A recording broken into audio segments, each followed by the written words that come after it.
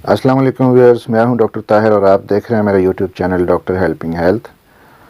आज की इस वीडियो में हम बात करेंगे क्रोनिक हेपेटाइटिस के बारे में। हेपेटाइटिस यानी जिगर के अंदर अगर सोजिश हो जाए, इन्फ्लेमेशन हो जाए तो उसको हम हेपेटाइटिस बोलते हैं। और अगर ये इन्फ्लेमेशन या सोजिश 6 माह से ज़्यादा अरसा तक रहे तो इसको क्रोनिक हेपेटाइटिस यानी काला यरकान कहा जाता है। तो हम बात करेंगे काला यरकान यानी क्रोनिक हेपेटाइटिस, इसकी टाइप्स कितनी होती हैं और ट्रीटमेंट ऑप्शंस हमारे पास क्या हैं और काले यरकान से किस तरह बचा जा सकता है। तो उससे पहले अगर आपने हमारे चैनल को सब्सक्राइब नहीं किया तो सब्सक्राइब कर लीजिए, बेल आइकन को दबा के ऑल प्रेस कीजिए ताकि आने वाली तमाम वीडियोस के नोटिफिकेशन आपको मिलते रहें। तो आते हैं टॉपिक की तरफ। क्रोनिक हेपेटाइटिस यानी काला यरकान, उसकी टाइप्स पे हम पहले बात करते हैं। क्रोनिक हेपेटाइटिस की सबसे बड़ी वजह जो है वो हेपेटाइटिस बी और हेपेटाइटिस सी होते हैं। 60 to 70% केसेस हेपेटाइटिस के हेपेटाइटिस सी की वजह से होते हैं और 5 to 10% जो केसेस हैं वो हेपेटाइटिस बी की वजह से होते हैं। फिर एक हेपेटाइटिस डी होता है, वो भी क्रोनिक हेपेटाइटिस कर सकता है, लेकिन उसके साथ अमूमन पेशेंट को हेपेटाइटिस बी का होना भी ज़रूरी होता है। इसके अलावा हेपेटाइटिस ए और हेपेटाइटिस ई, ये भी वायरल हेपेटाइटिस की कुछ इकसाम हैं, लेकिन ये अमूमन क्रोनिक हेपेटाइटिस नहीं करते। इनकी वजह से अक्यूट हेपेटाइटिस होता है जिसे हम आम ज़ुबान में पीला यरकान कहते हैं, और पीला यरकान का जो पेशेंट है वो अमूमन उसको लंबा अरसा ट्रीटमेंट लेने की ज़रूरत नहीं पड़ती, वो जल्द ही ठीक हो जाता है। हेपेटाइटिस ए और हेपेटाइटिस ई जो है वो फीको ओरल रूट से ये फैलते हैं। बाहर का यानी गंदा खाना अगर आप खाते हो, गंदा पानी पीते हो, उसकी वजह से ये हेपेटाइटिस के जरासीम ट्रांसमिट होते हैं। लेकिन अगर आपका इम्यून सिस्टम वीक है या आप कोई कैंसर थेरेपी ले रहे हो तो हेपेटाइटिस ई जो है ये भी क्रोनिक हेपेटाइटिस कर सकता है। इसके अलावा क्रोनिक हेपेटाइटिस यानी काला यरकान, इसकी कुछ और वजूहात भी हो सकती हैं। कुछ ड्रग्स ऐसी हैं जो आप ले रहे हो तो उसकी वजह से भी क्रोनिक हेपेटाइटिस हो सकता है। फिर अल्कोहल यानी शराब के इस्तेमाल से भी क्रोनिक हेपेटाइटिस हो सकता है। फिर एक कंडीशन होती है जिसे हम कहते हैं फैटी लीवर डिजीज़। इसमें कुछ फैक्टर्स होते हैं। फॉर एग्ज़ाम्पल अगर आपका वेट ज़्यादा है, आप शुगर के पेशेंट हो या आपका कोलेस्ट्रॉल बढ़ा हुआ है, तो ये सारे फैक्टर मिलके कंट्रीब्यूट करते हैं इस चीज़ को कि फ़ैट सेल्स जो हैं वो जिगर के अंदर इकट्ठा होना शुरू हो जाते हैं। ये फ़ैट सेल्स आपके जिगर के जो सेल्स हैं उनको डैमेज करते हैं, उनके अंदर इन्फ्लेमेशन हो जाती है और यही इन्फ्लेमेशन फिर क्रोनिक हेपेटाइटिस का सबब बनती है। क्रोनिक हेपेटाइटिस की वजह से जिगर के अंदर जो इन्फ्लेमेशन होती है, एंड स्टेज पे अगर पेशेंट चला जाता है तो ये इन्फ्लेमेशन या सोजिश फाइब्रोसिस में कन्वर्ट हो जाती है, यानी जिगर श्रिंक कर जाता है, सिकुड़ जाता है, जिसे हम मेडिकल टर्मिनोलॉजी में सिरोसिस ऑफ लीवर कहते हैं। तो अब हम बात करते हैं कि हेपेटाइटिस यानी क्रोनिक हेपेटाइटिस काले यरकान के जरासीम किस तरह से फैलते हैं एक से दूसरे पेशेंट में। जैसा कि मैंने पहले भी बताया कि जो हेपेटाइटिस ए और हेपेटाइटिस ई होते हैं ये अमूमन बाहर का जो गंदा खाना है, गंदा पानी हम पीते हैं, उसकी वजह से फैलते हैं। फीको ओरल रूट इनका होता है, रूट ऑफ ट्रांसमिशन। लेकिन क्रोनिक हेपेटाइटिस की जो सबसे बड़ी काले यरकान की वजह होती है वो हेपेटाइटिस बी और हेपेटाइटिस सी होते हैं। हेपेटाइटिस बी और हेपेटाइटिस सी किस तरह से फैलते हैं, इनके जो रूट्स ऑफ ट्रांसमिशन है वो 3 तरह के रूट्स ऑफ ट्रांसमिशन हैं। एक तो है ब्लड टू ब्लड ट्रांसमिशन, यानी अगर किसी पेशेंट जो क्रोनिक हेपेटाइटिस का पेशेंट है, हेपेटाइटिस बी या सी का, उसका जो ब्लड है वो दूसरे शख्स के ब्लड को लग जाता है और उसकी स्किन में अब्जॉर्ब हो जाता है, तो उससे ये वायरस उसके अंदर ट्रांसमिट हो जाता है। यानी अगर आप हेपेटाइटिस सी या बी वाले पेशेंट की कुछ चीज़ें शेयर करते हो, इस्तेमाल करते हो, फॉर एग्ज़ाम्पल उसका टूथब्रश है या उसका नेल कटर है, इसी तरह से उसका रेज़र है या ब्लेड है, और उसके ऊपर उसका ब्लड लगा हुआ है, वो आपकी स्किन में अब्जॉर्ब हो जाता है, तो ये बीमारी आपके अंदर भी ट्रांसफ़र हो सकती है। फिर ये है कि इस्तेमाल शुदा जो सिरिंजेस दोबारा यूज़ होती हैं तो उससे भी हेपेटाइटिस बी और सी का जरासीम आगे फैलता है। इसके अलावा ऑपरेशन थिएटर के अंदर अगर इंस्ट्रूमेंट प्रॉपरली स्टरलाइज्ड नहीं है और उनके ऊपर हेपेटाइटिस बी या सी का वायरस है तो वो दूसरे शख्स के अंदर मुंतकिल हो सकता है। तो मेक श्योर कि जब आप ऐसे किसी प्रोसीजर से गुज़रें तो अपने डॉक्टर को ये मतलब बता दें कि आप अच्छी तरह से इंस्ट्रूमेंट को स्टरलाइज कर लें।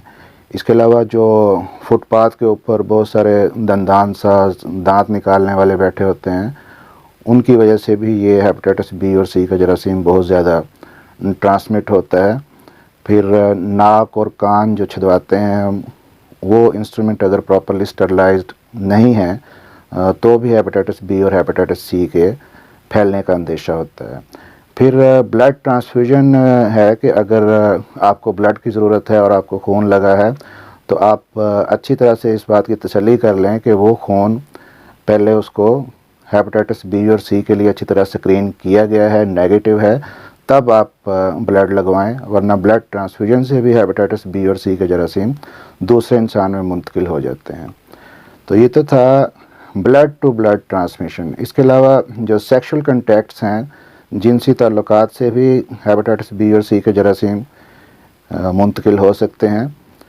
फिर अगर किसी खातून को हेपेटाइटिस बी या हेपेटाइटिस सी है तो पैदाइश के वक्त उसके बच्चे को ये जरासीम ट्रांसमिट हो सकते हैं। जिस वक्त बच्चे का जो अम्बिलिकल कॉर्ड है वो काटा जाता है, उस वक्त ब्लड मिक्स होने के चांसेस होते हैं। तो इसमें हेपेटाइटिस जो बी है इसके चांसेस ज़्यादा होते हैं ट्रांसमिट होने के, और हेपेटाइटिस सी के चांसेस कम होते हैं। लेकिन ये डिपेंड करता है कि माँ के अंदर वायरस का लोड कितना है। अगर माँ के खून के अंदर वायरस की मिकदार जितनी ज़्यादा होगी तो इन जरासीम के चांसेस ट्रांसमिट होने के बच्चे के अंदर उतने ही ज़्यादा होंगे।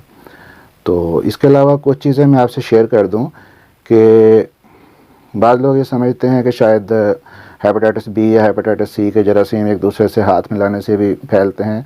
तो ऐसा नहीं है। हेपेटाइटिस बी या हेपेटाइटिस सी के जो जरासीम हैं वो एक दूसरे से गले मिलने से, एक दूसरे से हाथ मिलाने से या इकट्ठा खाना खाने से, बच्चों को प्यार करने से, बच्चों को चूमने से जरासीम ट्रांसमिट नहीं होते।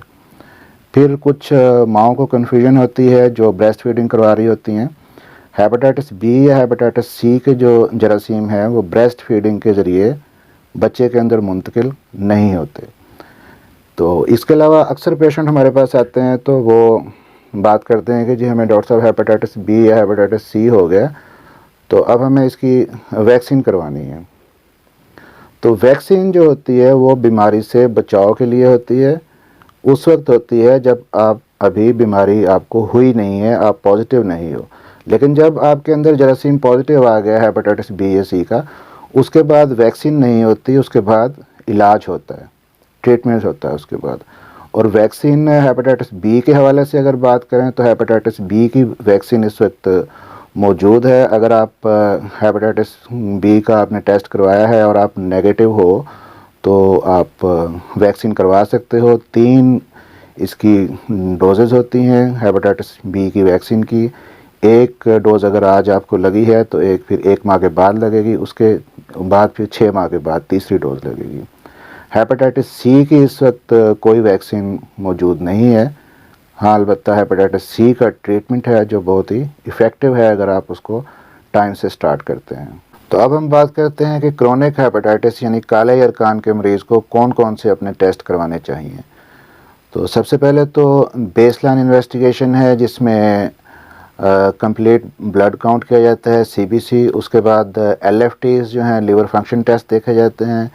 फिर जो रीनल फंक्शन टेस्ट हैं वो किए जाते हैं। इसके अलावा आपका हेपेटाइटिस बी और हेपेटाइटिस सी का टेस्ट किया जाता है। तो उसके अलावा एक बहुत ही इम्पॉर्टेंट टेस्ट है जिसे हम कहते हैं पीसीआर। पीसीआर टेस्ट में ये देखा जाता है कि आपके अंदर जो हेपेटाइटिस बी या सी का जो जरासीम है, जो वायरस है, वो एक्टिव भी है या नहीं। अगर एक्टिव है तो उसकी मिकदार कितनी है ब्लड के अंदर। तो पीसीआर के अलावा ऑटो इम्यून लिवर प्रोफाइल जो है वो भी आपको करवाना चाहिए ऑटो इम्यून हेपेटाइटिस को देखने के लिए। फिर एब्डोमिनल अल्ट्रासाउंड करवाते हैं हम। अल्ट्रासाउंड के अंदर ये देखते हैं कि लीवर के अंदर सिरोसिस तो नहीं है, अगर है तो किस हद तक है लीवर सिरोसिस। दूसरा, स्प्लीन को देखा जाता है, तिल्ली का साइज़ तो कहीं बढ़ा हुआ नहीं है पेशेंट के अंदर। इसके अलावा एंडोस्कोपी भी की जा सकती है काले यरकान वाले पेशेंट की। एंडोस्कोपी इसलिए करते हैं कि जो लीवर सिरोसिस जिस वक्त हो जाता है तो उस वक्त जो खुराक की नाली होती है उसके अंदर खून की थैलियाँ बन जाती हैं जिन्हें हम वेरेसिस कहते हैं। तो उनको देखने के लिए या उनको लाइगेट करने के लिए एंडोस्कोपी भी कर सकते हैं। एंडोस्कोपी के अलावा अगर ज़रूरत महसूस हो डॉक्टर को तो वो आपको सीटी स्कैन करवाने का भी कह सकते हैं और लीवर बायोप्सी भी की जा सकती है। तो अब आते हैं काले एयरकान के इलाज की तरफ। ट्रीटमेंट ऑप्शंस तो मौजूद हैं। अगर हेपेटाइटिस बी की वजह से काला एयरकान है तो हेपेटाइटिस बी की एंटीवायरल मेडिसिन मौजूद हैं, वो दी जाती हैं। लेकिन हेपेटाइटिस बी के इलाज के दौरान आपको एक चीज़ ख्याल रखने की है कि जो हेपेटाइटिस बी की दवाइयाँ हैं वो मरीज़ को सारी ज़िंदगी खाना पड़ती हैं, क्योंकि हेपेटाइटिस बी का जो वायरस है वो खून के अंदर से तो नेगेटिव हो जाता है इलाज करने पे, लेकिन मोस्टली पेशेंट दवाइयाँ उसके बाद छोड़ देते हैं। तो होता ये है कि जो हेपेटाइटिस बी का जो वायरस होता है, जो लीवर के जो सेल्स होते हैं उनके अंदर फिर भी मौजूद होता है और अद्वियात छोड़ने पे वो कुछ अर्से के बाद दोबारा एक्टिव हो जाता है। तो हेपेटाइटिस बी की दवाई आपको सारी ज़िंदगी खाना पड़ती है। हेपेटाइटिस सी जो है इसका भी एंटीवायरल मेडिसिन इसकी होती हैं। 8 हफ्ते से लेके 6 माह तक का कोर्स होता है इन दवाइयों का। तो लेकिन हेपेटाइटिस सी के हवाले से लोगों के अंदर कुछ ऐसे कंसेप्ट पाए जाते हैं इन दवाइयों के हवाले से। तो अक्सर जो पेशेंट हमारे पास आते हैं वो कहते हैं जी हेपेटाइटिस सी की जो काले एयरकान की दवाइयाँ हैं बहुत ज़्यादा गर्म होती हैं, बहुत सख्त होती हैं, इसलिए वो अवॉइड करते हैं हेपेटाइटिस सी का जो ट्रीटमेंट है वो लेने से। तो वो कंप्लेंट करते हैं कि जो पेशेंट ले रहे होते हैं उनका जी वज़न कम हो जाता है या जिसमें दर्दें होती हैं, खून की कमी हो जाती है। तो ये उस वक्त तक तो था, कुछ साइड इफ़ेक्ट थे इसके जब इंटरफेरॉन के इंजेक्शन लगते थे हेपेटाइटिस सी के इलाज के लिए, लेकिन अब इसका ट्रीटमेंट बहुत आसान हो गया है। अब हेपेटाइटिस सी की जो ओरल मेडिसिन आ गई हैं, खाने वाली जो अद्वियात होती हैं उनके साइड इफ़ेक्ट बहुत कम हैं और 3 माह का कोर्स होता है, वो आप अगर इस्तेमाल करें उसके बाद हेपेटाइटिस सी फ्री हो जाते हो आप।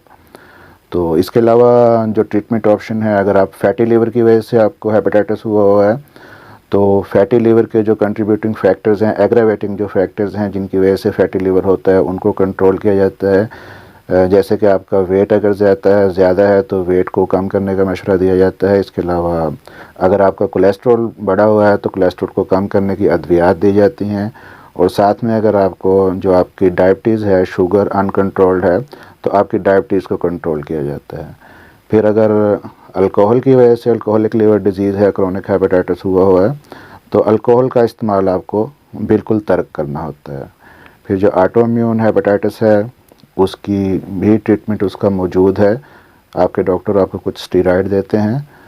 तो अगर हेपेटाइटिस क्रोनिक हेपेटाइटिस की वजह से आपको कुछ कॉम्प्लिकेशंस आपके अंदर डेवलप हो गई हैं तो उन कॉम्प्लिकेशंस का भी इलाज मौजूद है। फॉर एग्ज़ाम्पल अगर आपके पेट के अंदर पानी पड़ गया है तो कुछ ऐसी अद्वियात हैं जो पेशेंट को दी जाती हैं और छोटे पेशाब के रास्ते पेट का पानी खारिज हो जाता है। साथ में जो नमक का इस्तेमाल कम करवाया जाता है। तो इसी तरह से अगर आपको खून की उल्टियाँ आती हैं तो लीवर सिरोसिस के अंदर ये जो कॉम्प्लिकेशन होती है, खुराक की जो नाली है उसके अंदर खून की थैलियाँ बन जाती हैं, उनके फटने की वजह से खून की उल्टियाँ आती हैं।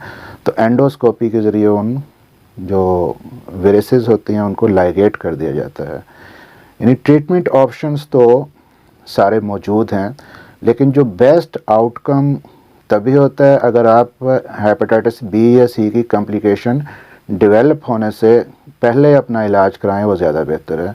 तो उसके लिए आपको एनुअल बेसिस पे एटलीस्ट अपने हेपेटाइटिस बी और हेपेटाइटिस सी की स्क्रीनिंग लाजमी करवानी चाहिए, क्योंकि अगर क्रोनिक हेपेटाइटिस या काले एयरकान की कॉम्प्लिकेशंस आपके अंदर पैदा हो गई हैं तो कॉम्प्लिकेशंस में जैसे मैंने बताया कि खून की उल्टी आ सकती है, पेट में पानी पड़ सकता है, पखाने के रास्ते खून आ सकता है या काले रंग का पखाना आ सकता है, आपका वेट कम हो जाता है, फिर एंड स्टेज के ऊपर जाके लीवर फेलर हो सकता है, पेशेंट जो है वो बेहोशी के अंदर चला जाता है। तो ये सारी कॉम्प्लिकेशन डेवलप होने पे अगर आप काले एयरकान का ट्रीटमेंट शुरू करते हो तो उसका आउटकम पुअर है। तो इसलिए अगर कॉम्प्लिकेशन डेवलप होने से पहले आप अपना ट्रीटमेंट स्टार्ट करें तो उसके लिए ज़रूरी है कि आप रेगुलर बेसिस पे अपनी हेपेटाइटिस बी और सी की स्क्रीनिंग करवाते रहिए। उम्मीद है कि आज की इस वीडियो में जो इन्फॉर्मेशन मैंने आपको दी है वो हेल्पफुल रही होंगी। तो अगर वीडियो पसंद आई हो तो लाइक कीजिएगा, शेयर कीजिएगा और चैनल को सब्सक्राइब कीजिएगा और अपना ख्याल रखिएगा।